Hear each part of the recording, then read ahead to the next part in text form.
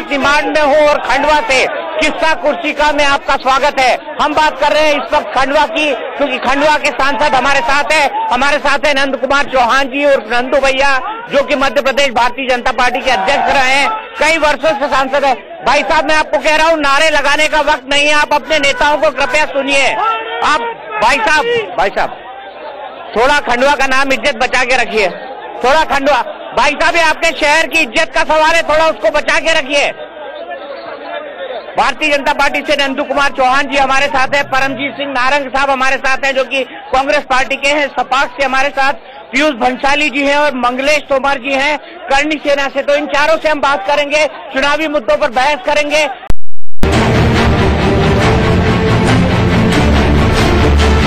मध्य प्रदेश से किस्सा कुर्सी का में आपका एक बार फिर से स्वागत है। हम बात करेंगे यहाँ पर कांग्रेस, बीजेपी, करणी सेना और सपाक्स के लोगों से, करणी सेना और सपाक्स के लोगों से, इसलिए क्योंकि यहाँ पर इन्होंने एक आंदोलन खड़ा किया है। मेरे साथ है खंडवा की शानदार जनता, जो माखनलाल चतुर्वेदी के लिए जानी जाती है, जो किशोर कुमार के लिए जानी जाती है, जो जानी जाती है दादा दरबार के शहर के लिए, और नंदू भैया मेरे साथ है। लेकिन नंदू भैया जी, जैसे पहले मौका दिया जाता है, सबसे पहले विपक्ष को मौका दिया जाता है, तो 15 साल से विपक्ष में है, मैं नारंग साहब को मौका देता हूं। नारंग साहब, मुझे ये बताइए, क्यों आपको वोट दे 15 साल बाद प्रदेश की जनता? मैं आपसे पूछना चाहता हूं, देश की करें, प्रदेश की करें या जिले की करें? देश में आज की स्थिति है, क्यों वोट दें, कई कारण है। मोदी जी हमारे कहते हैं कि पिछले 70 साल में क्या हुआ, लेकिन मोदी जी ने कभी ये नहीं बताया कि पिछले 4 साल में क्या हुआ। 4 साल के अंदर 4 साल के अंदर जो बेरोजगारी बढ़ी है, 4 साल के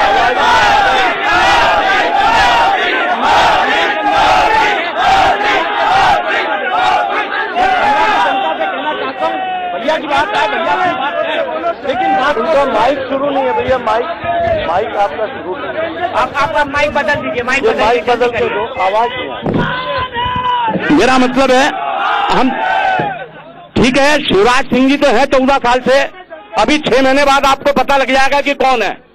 मैं आदरणीय आपसे कहना चाहता हूं कि बात देश की करें, हम चुनी हुई सरकारों को गिराया गया, जहां 2 विधायक चुन के आए, वहां इन लोगों ने सरकार।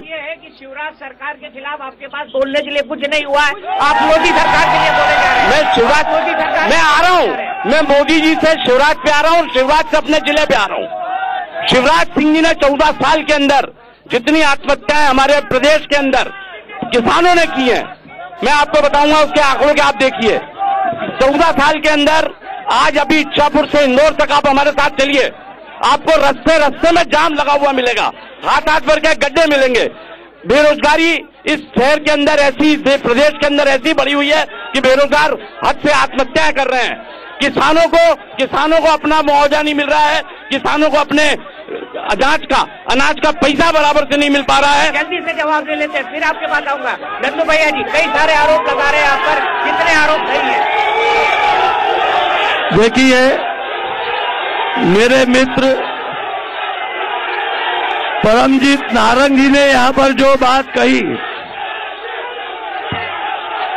एक तो यहाँ पर जो कार्यक्रम है किस्सा कुर्सी का, ये किस्सा विकास का है। हाथ जोड़ के गुजारिश है, और बात को सुनिए, मध्य हाथ जोड़ के प्रदेश गुजारिश है कांग्रेस के साथियों से भी।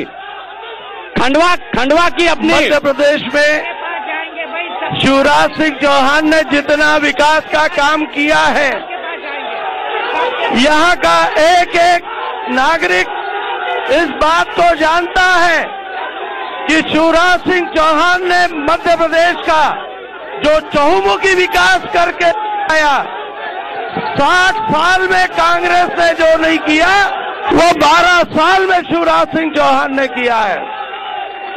और नरेंद्र मोदी जी के प्रधानमंत्री बनने के बाद ये देश की जो तस्वीर उन्होंने बदल के बताई, आज इस बात का प्रमाण है चौरसिया जी, आज भारत की आर्थिक विकास दर 8.2, दुनिया में सबसे ज्यादा आर्थिक विकास दर नरेंद्र मोदी के इसमें हमारे हिंदुस्तान की है।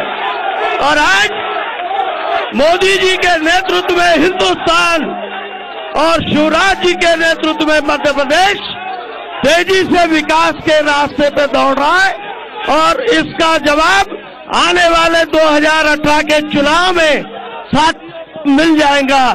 और निश्चित रूप से जो नारा दिया है जनता ने, अब की बार 200 पार, वो मध्य प्रदेश के धरती पर साकार होके रहेगा। आज हम नहीं बोल रहे हैं, विकास बोल रहा है, काम बोल रहा है, शिवराज जी का काम बोल रहा है और मोदी जी का काम बोल रहा है। और उस बल पर आज देश में भारतीय जनता पार्टी के नेतृत्व में और प्रदेश में शिवराज सिंह चौहान के नेतृत्व में तेजी के साथ विकास हो रहा है। और आज कांग्रेस की हालत दुर्गति के स्थान पर पहुंच चुकी है। कांग्रेस इस प्रदेश में और कांग्रेस इस देश में जिस जगह पर खड़ी है, वो अपनी आज के सबसे संकट काल से कांग्रेस गुजर रही है।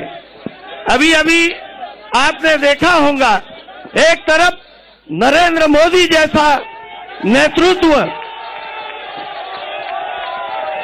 और दूसरी तरफ कांग्रेस के राहुल गांधी, जिनके ऊपर पूरे प्रदेश भर में जनता ये कहती है कि एक ऐसे अपरिपक्व नेतृत्व के हाथ में यदि कांग्रेस है तो कांग्रेस का भविष्य आने वाले समय में और गर्त में जाएगा। कांग्रेस का भविष्य गर्त में जाने वाला है।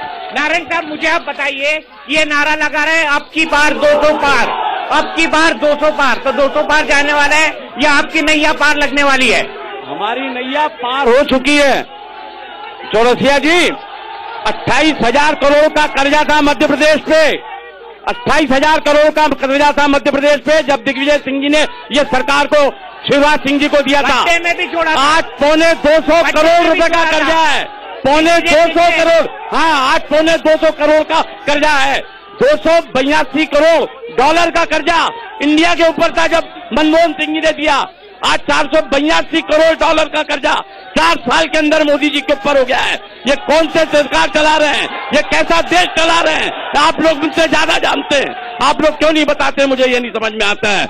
मैं देखता हूँ हम लोगों की बात को जब मीडिया पे बात करने जाते हैं तो सिर्फ चिल्लाहट होती है, हमें हमारी बात नहीं रखने दी जाती है।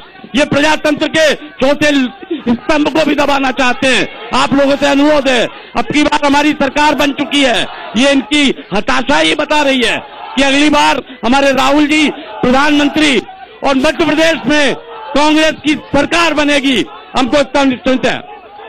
ठीक है नंदू भैया, मैं सपाक्स और करनी सेना की तरफ आऊँ। 1 मिनट, एक जवाब आपसे कि आपने कर्जे के बोझ के तले मध्य प्रदेश को ढकेल दिया है। कतई नहीं।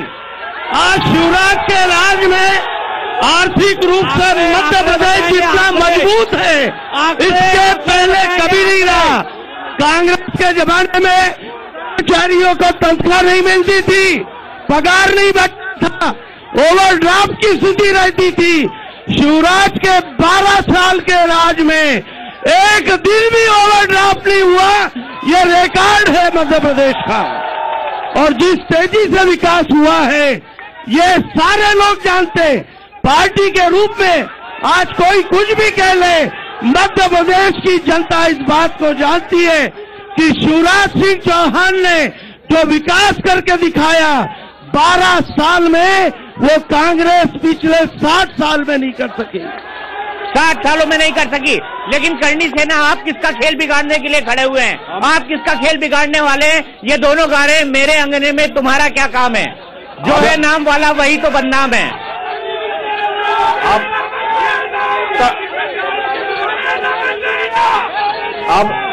अब ये खेल जो कुर्सी का है, ये खेल अब मैदान में आ गया है। हम किसी का खेल बिगाड़ने ना खेल बनाने आए।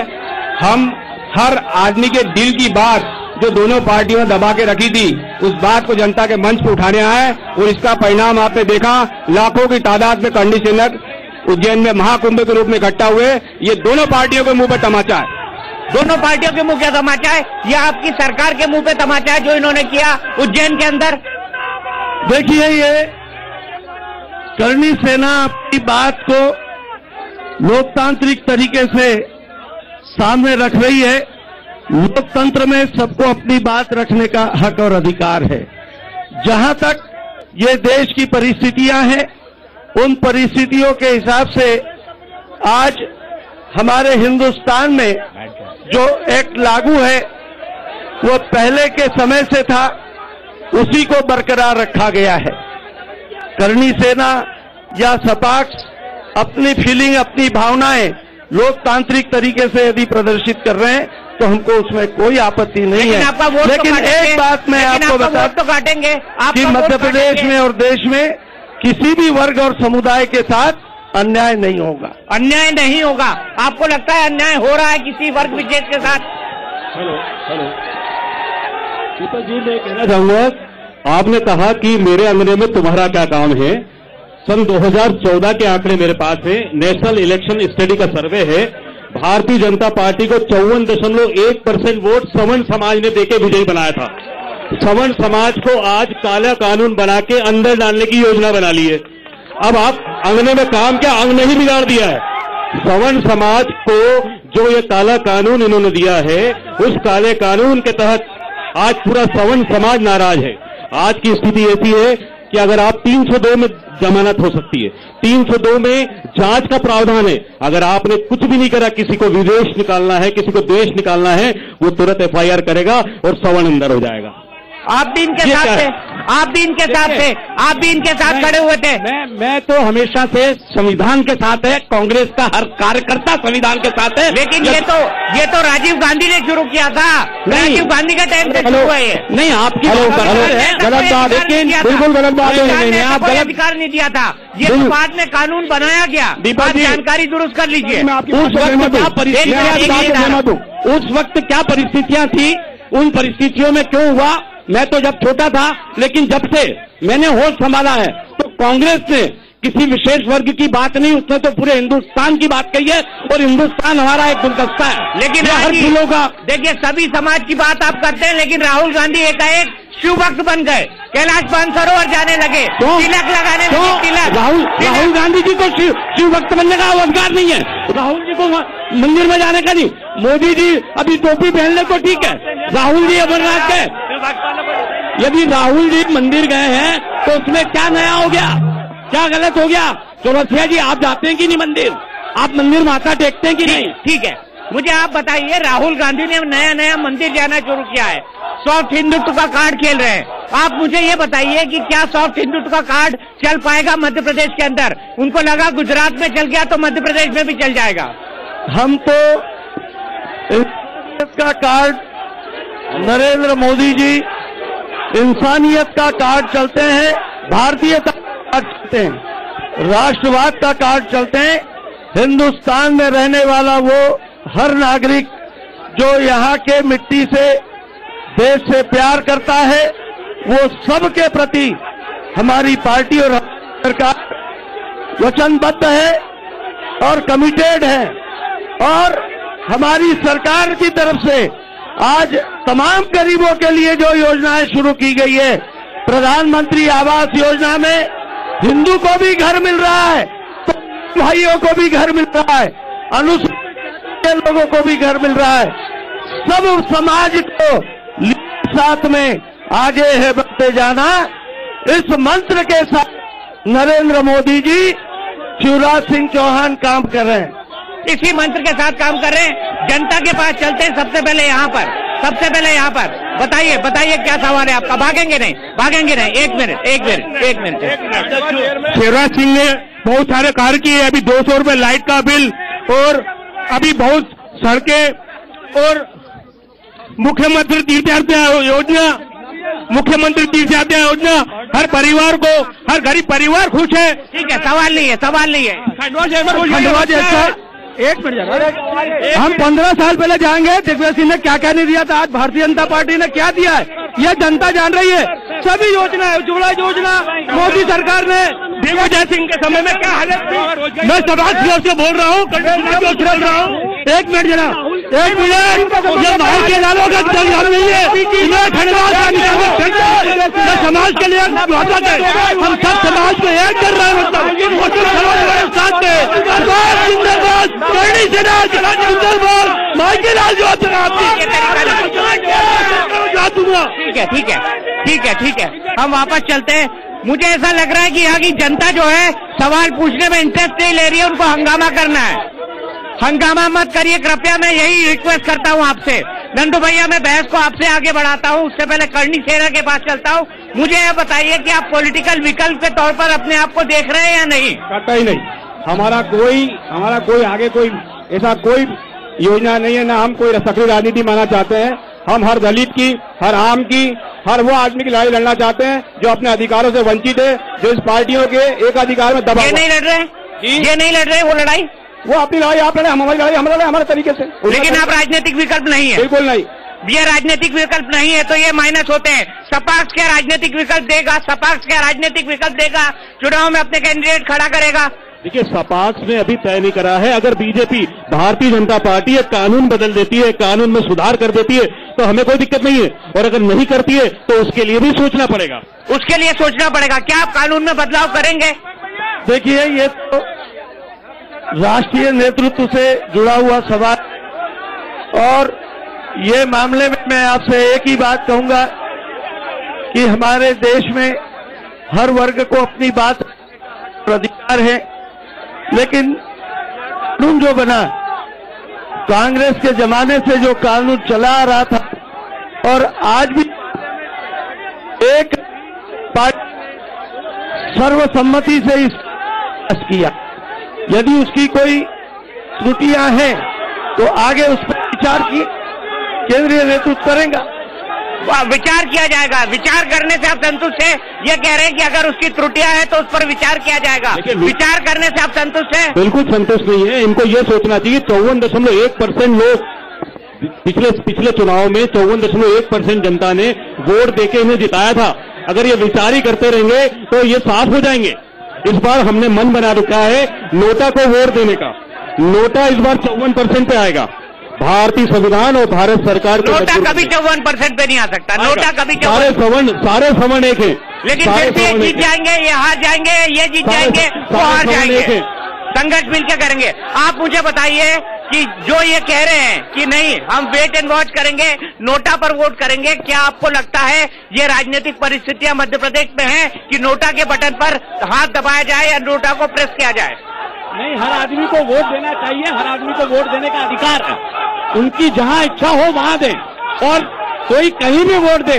अब की बार भारतीय राष्ट्रीय कांग्रेस की सरकार बन रही है। हमारे आदरणीय सांसद जी अभी कह रहे थे कि 14 साल में बहुत काम हुए हैं।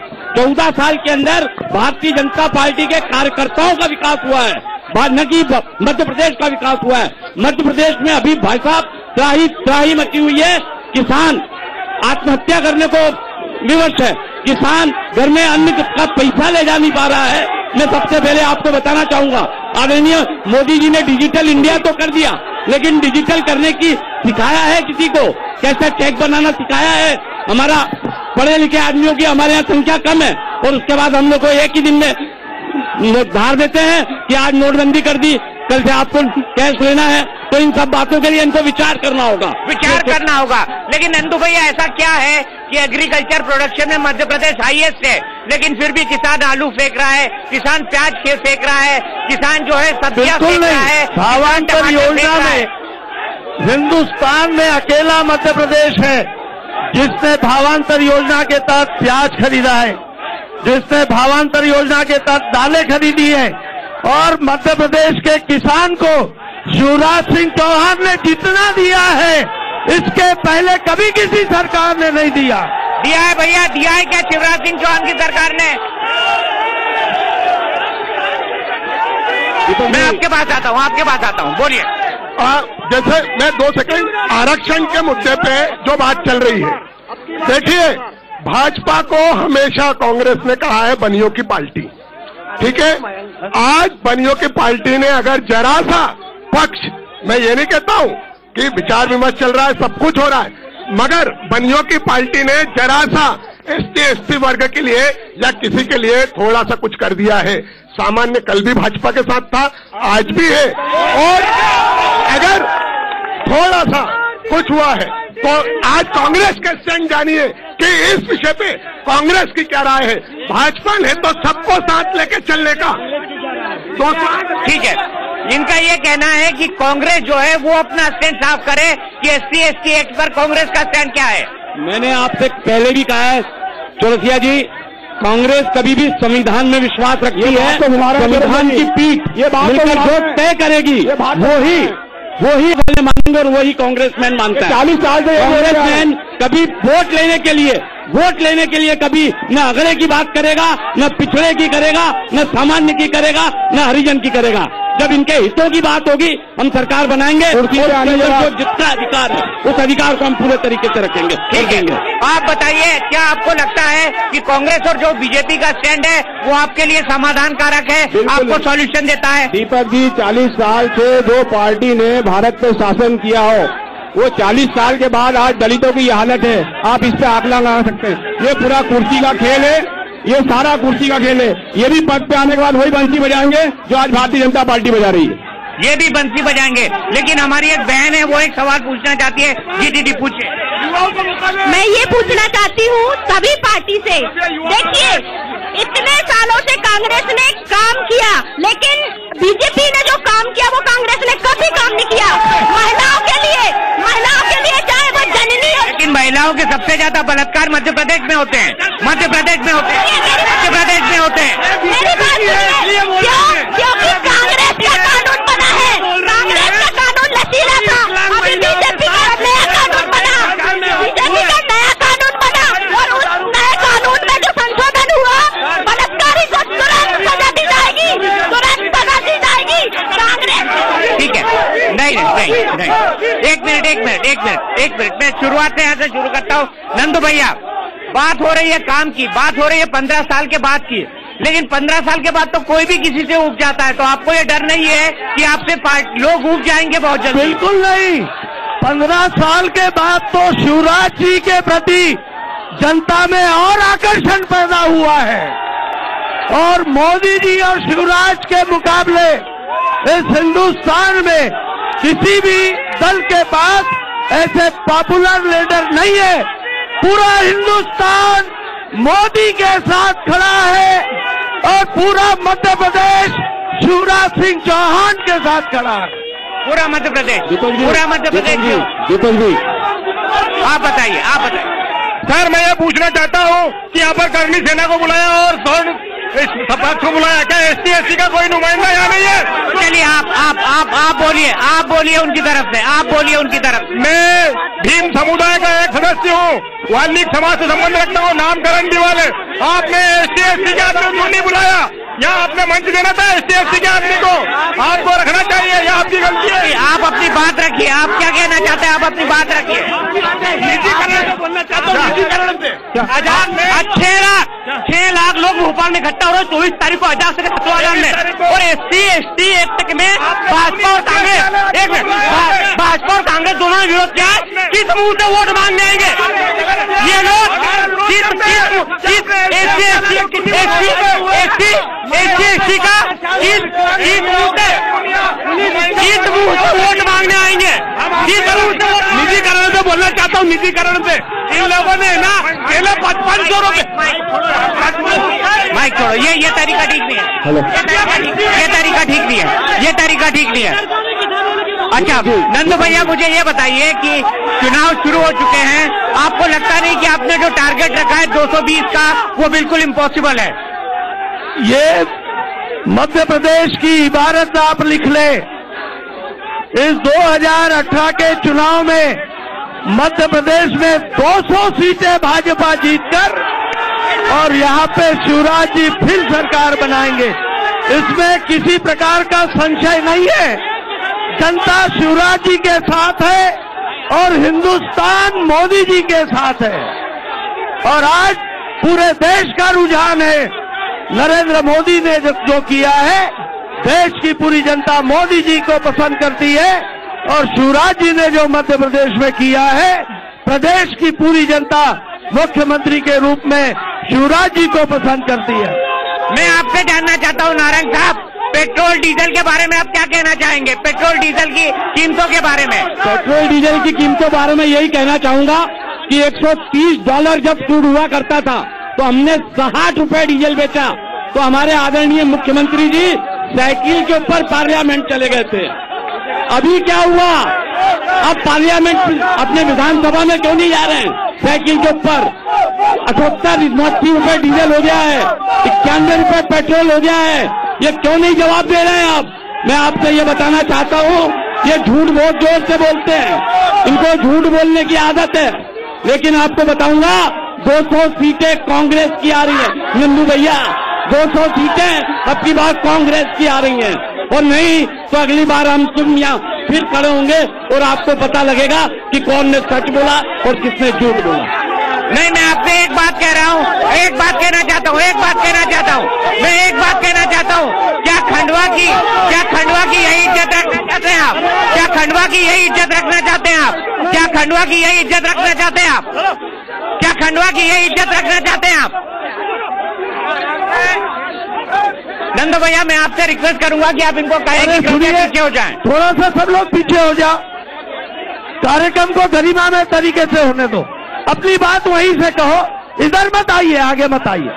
मैं आपकी बात कहने के लिए आपके पास आ रहा हूँ, पर लोग मुझ पर आते जा रहे हैं। करोड़ी आगे मत आने दो। पूछे सर, कांग्रेस विकास के मॉडल पर फेल हुई है। वो गुजरात में जिस वजह जातिवाद और आरक्षण लाई थी, वही फार्मूला मध्य प्रदेश में अपना रही है और सवर्णों को बरगला कर यहाँ पर भी जातिवाद का फार्मूला कर रही। इनसे पूछो कि ये विकास के वास्ते पर क्यों नहीं बात करते, ये जातिवाद क्यों कर रहे हैं? क्या मुझे आप ये बताइए कि मध्य प्रदेश में जब भी चुनाव आते हैं तब 10 साल के दिग्विजय सिंह के शासन का डर दिखा दिया जाता है। इस बार भी ये डर दिखाया जा रहा है। आप बताइए कि उस शासन के बारे में आप क्या टिप्पणी करेंगे? मेरा सब लोगों से आग्रह है, पीछे चलो, ये जो थोड़ा सा पीछे गाल मिला है, ये थोड़ा सा पीछे झूठ बोल के और आगे खंडवा बात नहीं रखने देंगे।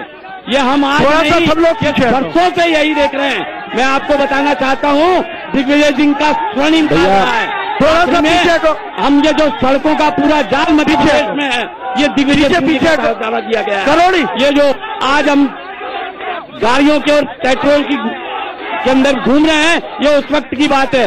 इन लोगों को झूठ बोलो, झट बोलो और जोर से बोलो, यही इन लोगों की आदत है और ये यही कर रहे हैं आज भी। चलिए कुछ आम जनता की राय सुनते हैं आप। ये कांग्रेस के लोग जो हिंदुओं को आतंकवादी कहते थे, आज मंदिर जा रहे हैं। ये कांग्रेस जवाब दे, आरएसएस को आतंकवादी कहते थे, आज आरएसएस के लोगों ने केरल में लोगों की जान बचाई और 2 लोग मर गए। खंडवा की इज्जत, ये जवाब दे। पीछे हो जाओ भैया, खंडवा की इज्जत की बात है, पीछे हो जाओ। आप तो बोलो मत मुझे, आप बोलो मत, आप पीछे हो जाओ। आप खंडवा की इज्जत की बात है, आप पीछे हो जाओ। मैं ये कहूँगा कि आपको अपना शहर प्यारा नहीं है, आपको अपना शहर प्यारा नहीं है। अगर ऐसा है तो दीपक जी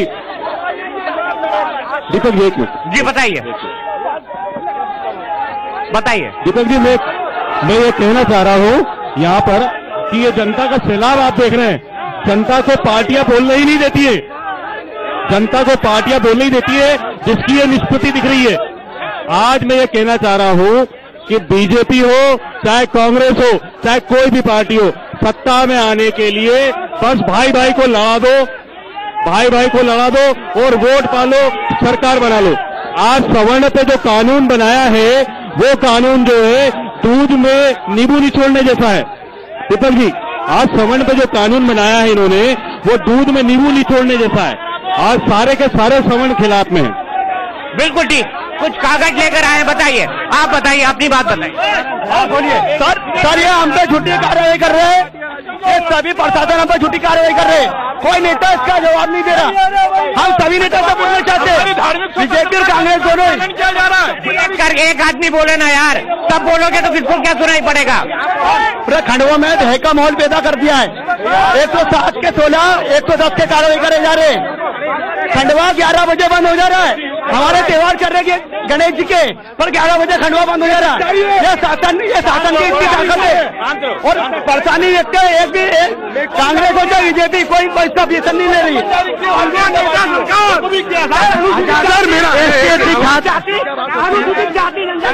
ठीक है, मैं यहीं पर डिबेट को अपनी फोकस रखता हूँ। मुझे नंदू भैया ये बताइए कि इस चुनाव में 15 साल के बाद अब क्या वादा करने के लिए बचा है?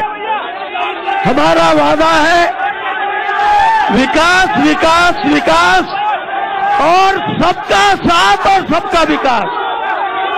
सब समाज को साथ में आगे है बढ़ते जाना, सबका साथ और सबका विकास, कोई अछूता नहीं रहेगा।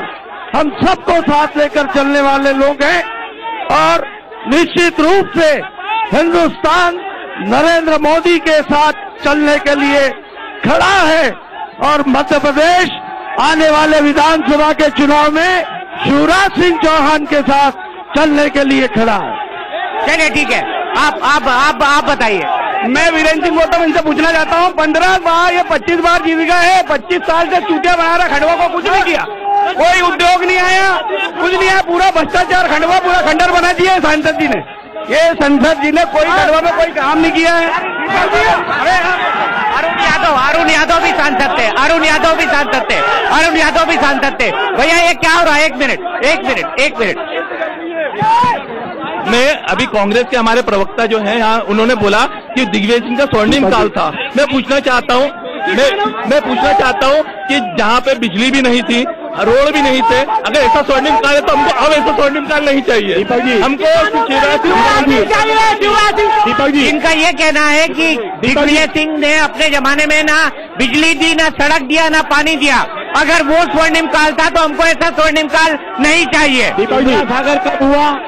ओंकारेश्वर के प्लांट कब चालू हुआ? थर्मल यहाँ पे जो 1000 मेगावाट का कब स्टार्ट हुआ?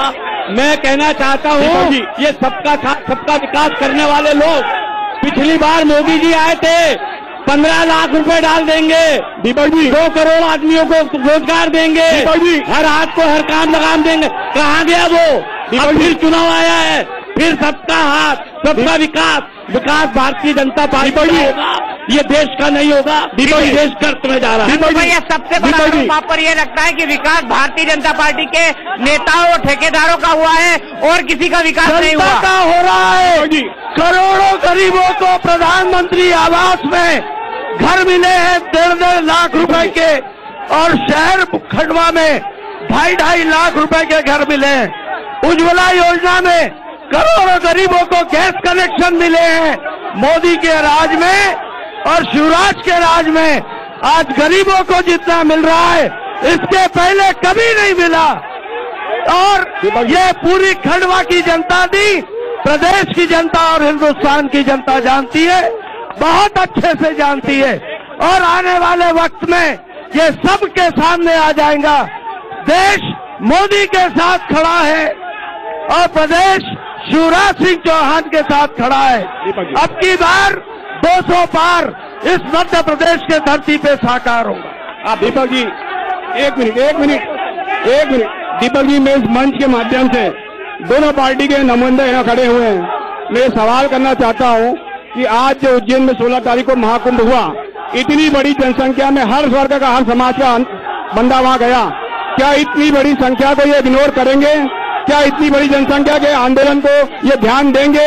हमारी बातों का दीपक जी हमारी बातों का यथोचित उत्तर मिलेगा? ये सारे क्वेश्चन मैं आपसे इनके माध्यम से पूछूंगा, जवाब दीजिए। देखिए, लोगों ने अपनी भावनाएं लोकतांत्रिक तरीके से व्यक्त की है। सरकार व्यापक देश हित में और जनहित में फैसला करती है। जहां तक करणी सेना ने अपने भाव की अभिव्यक्ति की है, लोकतंत्र में उनको अपनी बात रखने का पूरा हक है। लेकिन मैं एक बात कह रहा हूं कि मोदी जी के राज में पूरे हिंदुस्तान के सब लोगों के साथ इंसाफ होगा और हो रहा है। इंसाफ हो रहा है नारायण साहब, देश के हर व्यक्ति के साथ इंसाफ हो रहा है। नहीं, अब ये देश ही बताएगा भाई साहब। आपको लग रहा है देश के हर आदमी के साथ इंसाफ हो रहा है? ये मोदी जी के भक्त हैं ये लोग, ये सिर्फ मोदी, इनको जनता से कोई मतलब नहीं है। मोदी जी को खुश रखेंगे तो पूरी पार्टी इनकी खुश है, इसलिए ये मोदी जी को खुश करने में लगे हैं। देश के साथ क्या हो रहा है ये देश जान रहा है। रोज आत्महत्याएं हो रही हैं, रोज बलात्कार हो रहे हैं, रोज बालिकाओं के साथ कुकर्म हो रहे हैं, इसके साथ ये देश चल रहा है, आप लोग भी जान रहे हैं। और अगली सरकार राहुल जी के नेतृत्व में महागठबंधन 300 सीटें लेके आ रहा है। आज मैं आप सबके किससे गठबंधन बनाएंगे, किससे गठबंधन बनाएंगे आप? हम महागठबंधन जो सबसे बड़ी पार्टी होगी वो हमारे साथ है। बताइए ना किससे गठबंधन बनाएंगे, एक आध दो पार्टी के नाम ले लो। हम महागठबंधन की बात कर रहे हैं भाई साहब। कांग्रेस सबसे बड़ी नेशनल पार्टी है और कांग्रेस के नेतृत्व में ही ये सरकार बनेगी। महागठबंधन करने वाले देश में महागठबंधन करेंगे बाकी पार्टियों के साथ और 300 के पार आंकड़ा ले जाएंगे। देखिए वो चाहे जो कर ले, महागठ ले या जो भी कर ले, आज की तारीख में देश मोदी जी के साथ खड़ा है और देश की जनता फिर मोदी जी को प्रधानमंत्री के रूप में देखना चाहती है और शिवराज सिंह चौहान को मुख्यमंत्री के रूप में देखना चाहती है। हर वर्ग का व्यक्ति आज देश के लिए मोदी ही चाहते हैं और प्रदेश के लिए शिवराज सिंह चौहान। मेरा आखिरी सवाल आपसे, मोदी की राहुल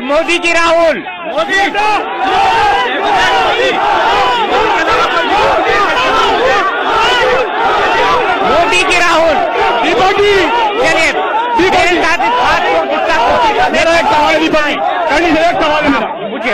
है, पूछिए ना। मेरा ये सवाल है कि ये आरक्षण के मुद्दे पे और ये काले कानून के मुद्दे पे स्पष्ट बात अभी तक क्यों नहीं कही जा रही है? इन्होंने कहा कि अगर जरूरत होगी काला कानून हटेगा या नहीं, जरूरत होगी तो विचार करेंगे, उनका ये कहना है। कब करेंगे? जरूरत होगी तो विचार करेंगे, डेडलाइन नहीं दी उन्होंने। तो हमारे खास कार्यक्रम किस्सा कुर्सी का में खंडवा से इतना ही, कल आपको उज्जैन लिए चलेंगे।